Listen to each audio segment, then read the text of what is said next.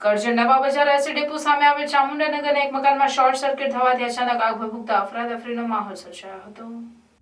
કરજણ નવા બજાર વિસ્તારમાં એસટી બસ ડેપો સામે ચામુંડાનગર સોસાયટીમાં સુશીલાબેન નગીનભા પ્રજાપતિના ઘરમાં ઇલેક્ટ્રિક વાયરથી શોર્ટ સર્કિટ થવાથી અચાનક ઘરમાં આગ ભભૂકી ઉઠી હતી।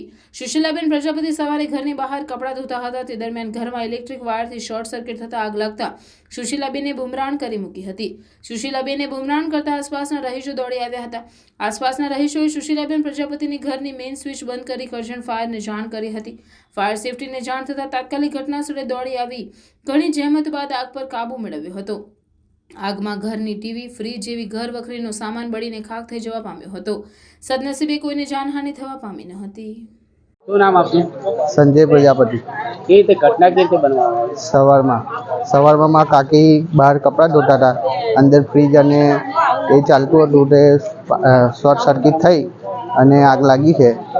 હવે આગ બધા આજુબાજુવાળા આવીને બુઝાવી અને બધા ફાયર બ્રિગેડને ફોન કરી અને ફાયર બ્રિગેડવાળા આવીને આગને કંટ્રોલ કરી છે। અને નુકસાન તો બધું ફ્રીજ અને ઘરઘંટીને બધું સળગીને બળી ગયું છે। એ બધું વાયરિંગને આ તે બધું બળી ગયું છે। કોઈને જાનહાનિ થઈ? ના, કોઈને જાનહાનિ નથી થઈ, એ સારું છે બસ।